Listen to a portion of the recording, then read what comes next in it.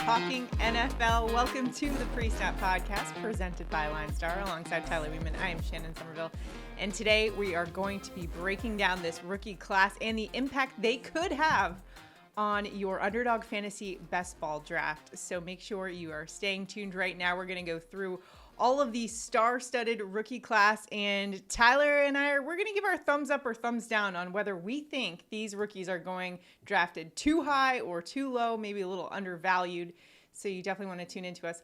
While you are watching this right now, do us a huge favor. Make sure to like this video, subscribe to the channel, and comment below. And if you haven't already downloaded the Underdog Fantasy app, go ahead and do so.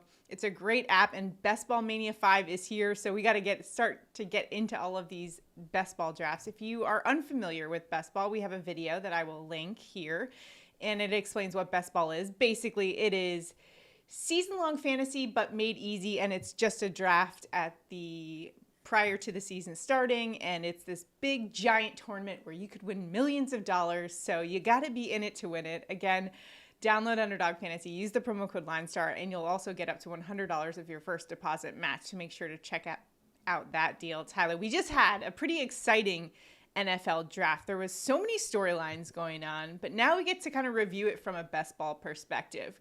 When you saw the first, ADP rankings come out for Underdog Fantasy, what was your initial reaction to where some of the rookies were going?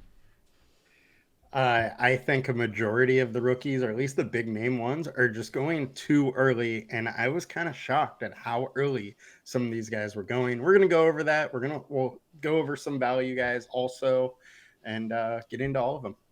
Yeah, so let's do it. We're going to do it by position.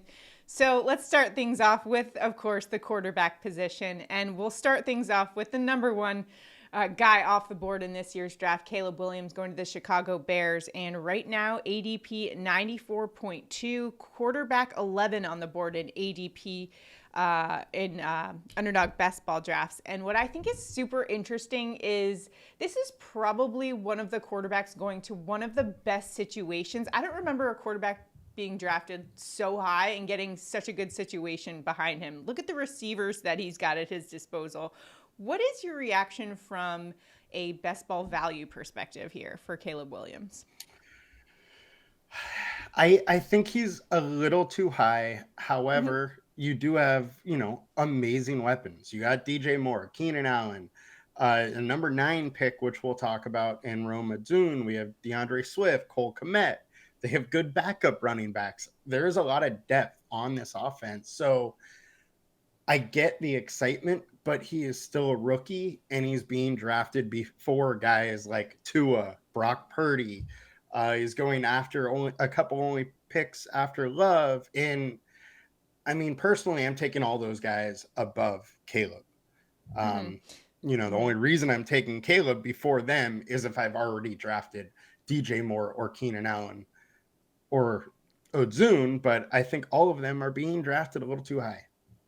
Yeah, and I think one of the common things that we've seen across best ball in general is I think everyone just wants the shiny new toy, and they want to be able to say that they had him on the roster. Maybe that's why these guys are going too high. It's just the excitement factor in it. However, it's very rare to find a situation like maybe CJ Stroud from last year, who immediately produced as a rookie, or, even wide receiver. We were talking before the show about like a Puka Nacua, like who will be this year's. But those are really hard to come by in terms of Underdog Fantasy Best Ball value. So that's, I think, something to keep in mind as you look at these quarterbacks in your draft and you're thinking to yourself, is this just a great story, or is he really going to help me advance in the tournament and win some money here? So that's also something you got to ask yourself, honestly, in these situations. I know as like a fan of teams too, it's easy to just like pick your favorite players, but we got to start winning money in these tournaments, Tyler. I got to start doing a little bit better in them. So let's talk about the next quarterback, Jayden Daniels. The Washington Commanders decided to go with the LSU quarterback here. And in terms of best ball, going ADP 119.3, quarterback 16 off the board. There is some promise here. You love to see a guy who can also provide a rushing threat, especially for fantasy value. But what's your take on him? Yeah, I mean, personally, for the ADPs, I kind of would rather Jayden Daniels over Caleb Williams. The reason being, he also has very good weapons.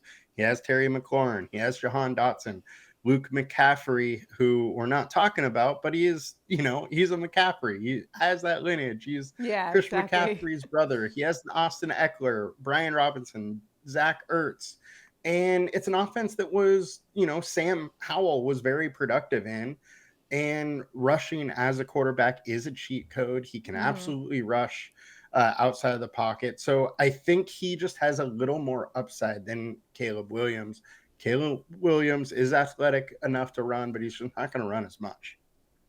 And the other good thing here is he's going to an offense that's going to be run by Cliff Kingsbury, who knows how to work with a mobile quarterback, and also an up-tempo offense. So those are things you like to consider. The one thing I had hesitation about was I wasn't thrilled. They didn't really address that much of their offensive line issues last season. The Washington Commanders allowed the 4th highest pressure rate in 2023. So that could be an issue. They could address that before the season starts, but something to definitely watch for as we consider, taking a quarterback. Got to make sure they're protected at least, especially as me knowing this from personal experience last year with seeing Aaron Rodgers go down so quickly as a Jets fan. But go ahead. And he still is going ahead of guys like Rodgers, Stafford, Cousins, Herbert. He's still going ahead of those guys. So, I don't think you need to reach for Jayden Daniels. Like the talent. I'm excited to see what he can do in Washington, but I think he's kind of adequately or maybe a little overpriced. All right. Well, lastly, let's talk about JJ McCarthy, who is now the quarterback of the Minnesota Vikings after they shipped off Kirk Cousins to Atlanta. It's McCarthy's time to shine, or is it the Sam Darnold time to shine? I don't know, but ADP 183.6. People are sort of still high on him. QB 27. Does have the offensive weapons there. What's your assessment of JJ McCarthy's best ball value? Well, the odds right now are that Sam Darnold is going to start. Sam Darnold is minus 200 to be this quarterback to play the first snap in week 1. But if McCarthy is able to win that job through training camp and all that, he has amazing offensive weapons. Jefferson, Jordan Addison, TJ Hawkinson, once he's back from injury, Aaron Jones. He has all the weapons to be able to succeed, and you're taking him with one of your last picks of the draft. He's going around other quarterbacks like Bryce Young, Derek Carr, Geno Smith, not guys that you're losing a ton of value with. But he just has more weapons than those guys. So I would rather bet on the weapons and a new quarterback than, somebody that we kind of know what they are. Makes total sense there. So let's talk about some of those weapons and the new rookie class. And starting off with Marvin Harrison being drafted 13.1 is his ADP, wide receiver 9. Now with the Arizona Cardinals, the former Ohio State Buckeye was clearly a first rounder in NFL drafts. Has all the talent, the skills. We saw it on display. But is he a first rounder for best ball? Oh, man. I mean, he's going at 13. So he is on that 1-2 turn, which personally I just think is kind of crazy. Now, this guy is 6'3", over 200 pounds, the son of a Hall of Famer. We don't have combine data as far as, how fast or anything he is, but we know he absolutely dominated in college. He got a huge target share. He clearly takes over the wide receiver 1 role, but I do think he's being taken a little early. Drake London, Ayuk, Devontae Adams, Olave, Debo, DJ Moore, Stephon Diggs, Mike Evans, all were taken before him, and every one of those guys could outperform Harrison this year. The thing with me, Kyler Murray has never passed for over 4,000 yards, and he's only had one receiver that has had at least 1,000 yards in a season. That was Hopkins, who had a 1,400-yard season and 6 touchdowns with him. So I have some worry. Yeah. And at that pick, that high in your best ball drafts, you've got to be sure on that person that's going to produce some big numbers. Yeah, I feel like he's being taken at his ceiling. He's that's absolutely my worry with taking him could, there. He absolutely could pop off, but your concern is Mhm. just the value there, because as you know, with best ball drafts, you're just trying to get the best value possible with every pick in the draft. All right, next let's go to one of Caleb Williams' new weapons, Rome Odunze, being drafted wide receiver 32. What do you think about the Washington wide receiver and the situation he'll be going to? He will have some competition for some targets in this offense. So where do you think he's being drafted? Is it fair to give him a thumbs up or a thumbs down in terms of that ADP? This is the most egregious draft price in like best ball right now for me. The fact that he's going in 5th round and he has target competition with DJ Moore and Keenan Allen, 2 guys that have been wide receiver ones for years now, and the rookie quarterback and all that. There's just way too many, questions for me with Rome. However, 6'3", 212, ran a 4.45, has a huge catch radius. He's a great talent. I just hate that he ended up on this team with this path to success for his rookie season. I love him, down the road, but being taken with a 5th round pick, I just can't do it. Yeah. In some of our notes, we have him being taken before Rashee Rice, Jaden Reed, Terry McLaurin, Marquise Brown, Calvin Ridley. That's for what projects to be a wide receiver 3, which is just super interesting. Yeah. The other guys are all 1-2s for, quarterback situations we kind of know a little bit more about. I mean, Marquise Brown and Rice have Mahomes. I know there's some questions about what happens with Rice with his legal issues, but I just can't take him there. All right. Well, how about LSU wide receiver Malik Nabers, ADP 26.2. What is your assessment of his landing spot? I wish he had a quarterback. I was actually just looking to see if there are odds to see if it would be Daniel Jones or Drew Lock starting for the Giants. And unfortunately, those odds aren't up there. So we can't really get too much from that. But I mean, there's a ton of people that think that he is the best wide receiver in this class, even over Marvin Harrison. He has a clear, double WR1 path. He also, Darren Waller, there's some talk that he could be retiring. He has a real path to a ton of work, but you just have the quarterback, issue. Is it Daniel Jones? Is it Drew Lock?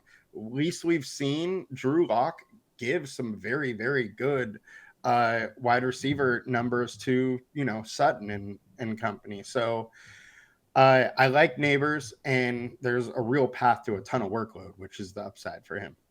Absolutely. All right, let's move on to Xavier Worthy, Kansas City Chiefs new wide receiver, formerly from Texas, ADP 66.4, going wide receiver 37 off the board.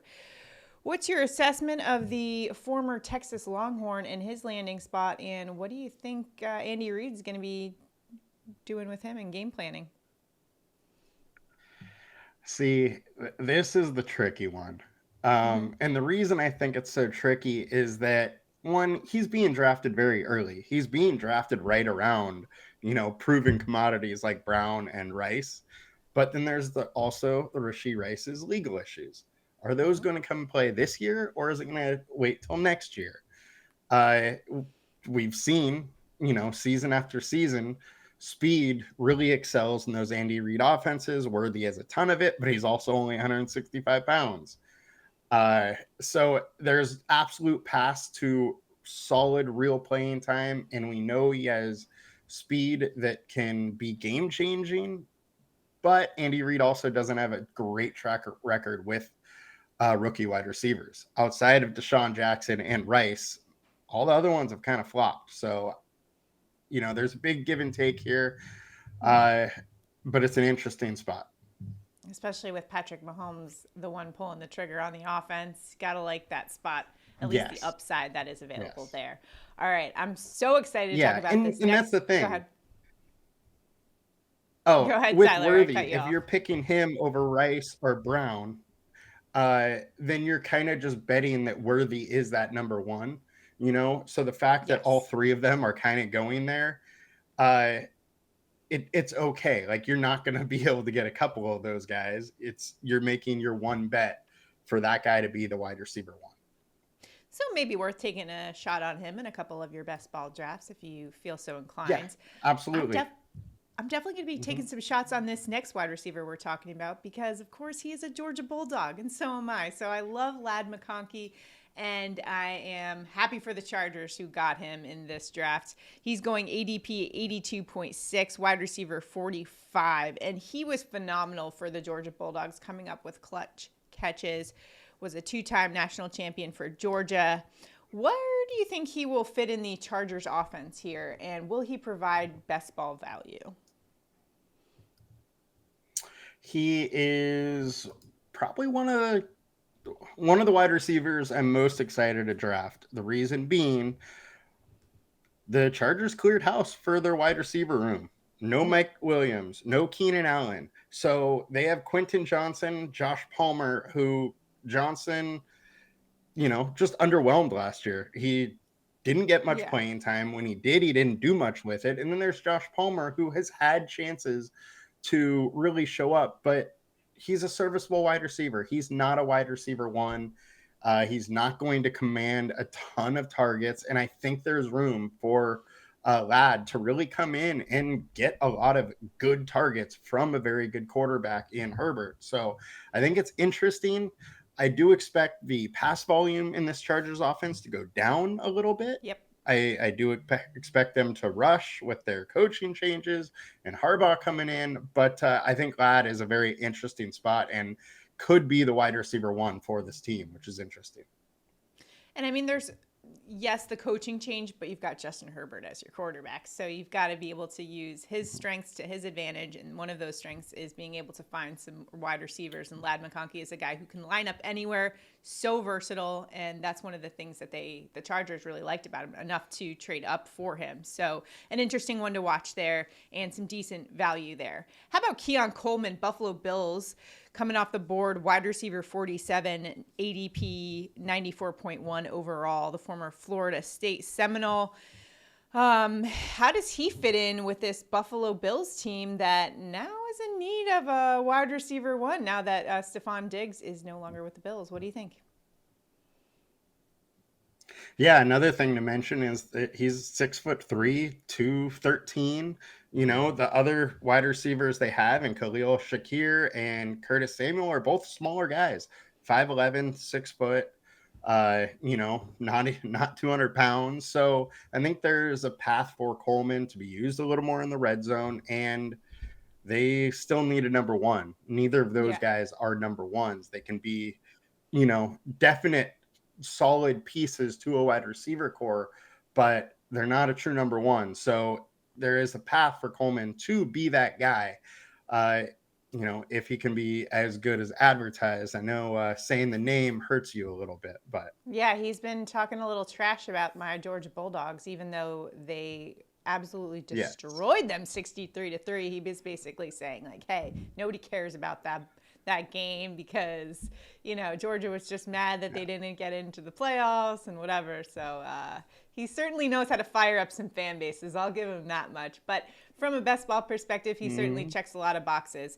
Good opportunity there with Stephon Diggs out of Buffalo. Good offense, good offensive line, a good play caller. He's going to have his work cut out for him, and so the opportunity is definitely there for Keon Coleman with a good quarterback throwing him the ball there. How about Brian Thomas Jr., Jacksonville Jaguars wide receiver, former LSU Tiger? This was a good pick for the Jaguars, in my opinion, Tyler. I think they needed a guy after they sent Calvin Ridley he went to the Titans. So they're definitely looking for him in a crucial season for the Jaguars in general, especially with Trevor Lawrence in his season. He's needing to take a step forward, and he needs to have the cast of characters to do that. And Jacksonville thinks Brian Thomas is the guy. Do you think he's a guy that could be worth investing in best ball?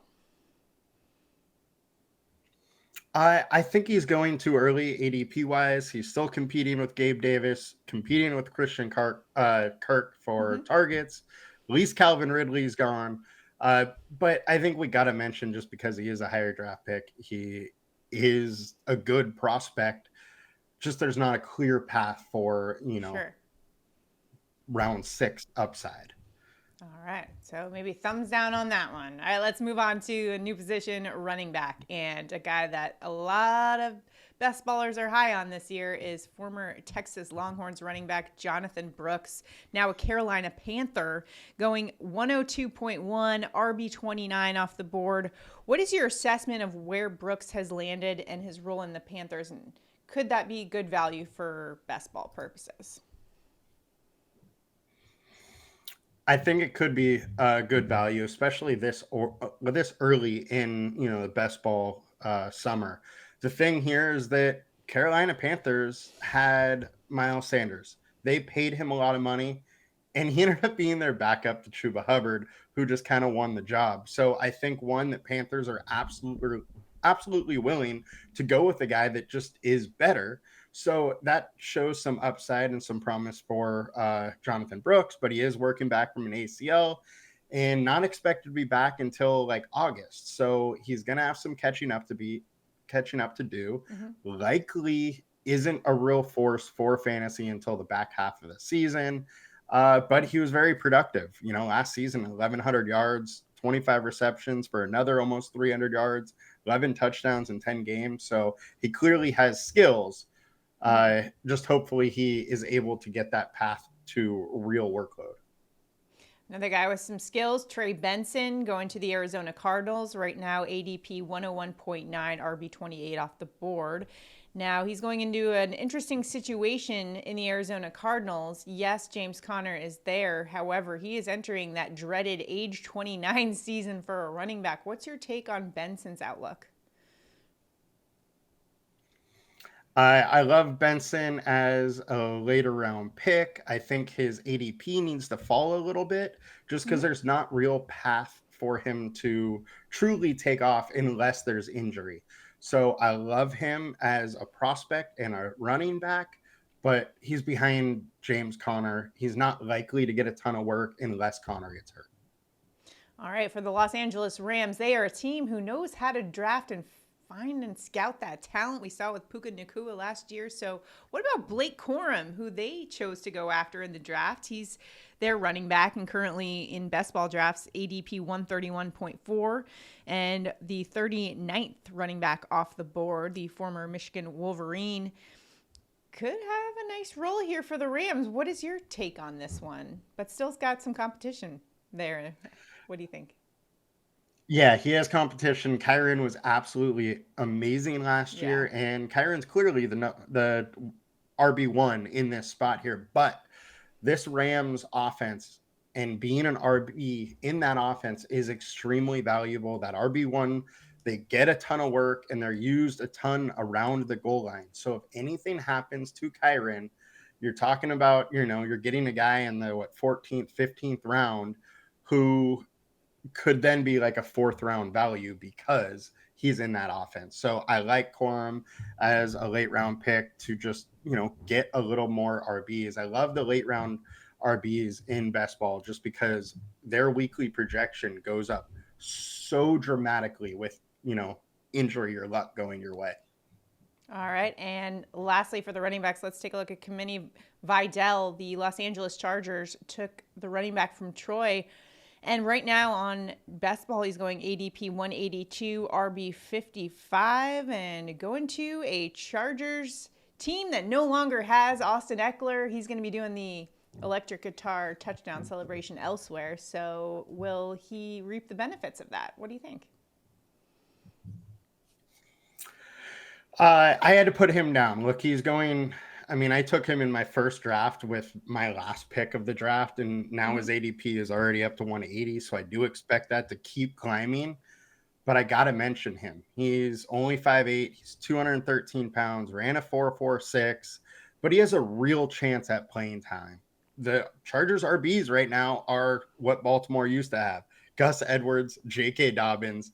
Neither have really been able to stay healthy. After that, it's Isaiah Spiller, who just frankly hasn't been good. And then you have Vidal, who is at least drafted by, this new coaching regime. So I'm very much intrigued by the Chargers and Vidal. The other thing is they upgraded that O-line. They definitely hit that in the draft, and Harbaugh is going to try and run the ball. That's for sure. That's one thing we can count on for next season. Let's talk about tight end position, and really probably the most intriguing one is going to be Brock Bowers, the Georgia Bulldog. I was selfishly hoping the Jets would take him. However, I get it. We needed an offensive lineman to protect Aaron Rodgers, so I understand the logic, but, sometimes the heart doesn't understand the logic side of things. But Brock Bowers, I was a huge fan of him as he played for the Georgia Bulldogs and saw him make insane acrobatic catches. The dude's got amazing hands and comes up in critical situations, but there are some concerns in his landing spot with the Las Vegas Raiders, particularly at the quarterback position. The Raiders came out of the draft with no certainty whatsoever in their quarterback situation. Aiden O'Connell, Gardner Minshew are there, so that's not a great situation to be in. What is your take on what his outlook is for fantasy purposes? Yeah, and then you also add they have Devontae Adams, they have Jacoby Myers, they have Michael Mayer they took a couple of years ago. There's a lot of mouths to feed in a quarterback situation that is Aiden O'Connell or Gardner Minshew. Minshew, at least we saw, have some valuable assets in Indianapolis last year, and O'Connell was able to support Devontae Adams a little bit, but I just don't think either of these quarterbacks are really going to be able to support multiple weapons. So Bowers, Adams, Myers, the running backs, there's just a lot of mouths to feed. And I think it's going to be hard to feed them all. Now, Bowers is an exceptional talent. You're talking about a giant guy. He's like 245 pounds and he ran a sub 4.5. You saw him all year. He was amazing. So I love him as a talent. I just wish he went to a different team. Yeah, the situation there, what the funniest meme of the entire NFL draft was there was a picture of them on the couch when he found out the news that he's going to the Raiders, and they had the dad in the corner kind of just looking like his facial expression was like unamused, and the meme just like said basically, this is the face of a dad that doesn't know how to tell his family that he's he's not allowed in Vegas anymore. And I just thought that was hysterical. But anyways, and I gotta love the NFL draft. Well, yeah. And it's also, he went a couple picks later than they thought he would go, I get it. It was just so funny. And I love all those memes that come out. I feel bad for in this day and age, the poor families are going to be instant memes, whatever they do. So it's just kind of funny to see that, but good value. Yeah. Like Will Levis last year. Oh yeah. Just so funny. Will Levis last year. And the girlfriend. Was waiting forever with his girlfriend. Got to know you're on camera at all times. That's a tough position to be in, I'm sure. All right, so those are some really good, analysis there for the rookies that are available in best ball. Sometimes the best thing is to not be tempted and to go with guys we already know have a proven track record of success. I know we're always looking for the, Puka Nacuas, the Tank Dells, the CJ Strouds, and they're probably out there in this draft. But how do you kind of evaluate? What's your advice to people as they kind of enter these best ball drafts and want to get the best value possible and want to find the diamond in the rough, so to speak? What's your advice on that? Yeah, personally for me, I kind of shy more to the areas that are a little cloudier, where we don't know exactly what's going to happen and how many snaps or how much a rookie is going to play. The rookies that have that clear path are being overdrafted right now. I expect most of their ADPs to fall a little bit early in this draft summer, while, the other guys that have more murky situation, all their ADPs are likely to rise as, that situation becomes a little more clear. I mean, they may fall if they're clearly behind other guys, but I think there's a more chance for them to rise throughout this draft process. All right, go out there and draft. Good luck out there. Remember, Best Ball Mania 5 is out. If you don't have Underdog Fantasy, use the promo code LineStar when you download it for $100 of your first deposit match. That'll get you into a couple entries of Best Ball Mania 5. You could win $1.5 million, Tyler, is the first place prize this year. It's a good chunk of change. I wouldn't mind just to, put it in my pocket. But even better than that is like 40th place, you're still winning $50K. So amazing. If you make the finals, you have a real shot at very good money. I mean, 1.5 mil would be great, but you're competing with 500 other teams that week, and 40th still takes home 50. So I would gladly take 50. Got to be in it to win it. So make sure you are drafting, and we will be back on the LineStar YouTube channel with much more analysis for best ball throughout the off season. Got to start talking football. It feels good to be back talking football this week because we haven't in a while. But stay tuned to the LineStar YouTube channel. And again, if you haven't already, make sure to do us a huge favor here. Like this video, subscribe to the channel, comment below. Let us know what your thoughts are on some of our analysis, or if you have any really great picks that you want to share with us, let us know in the comments. We're all trying to help each other out, and maybe we can split the 1.5 if somebody wins it. What do you think? I don't know. Good luck out there, guys. We'll see you next time. Let's go. Have a good one.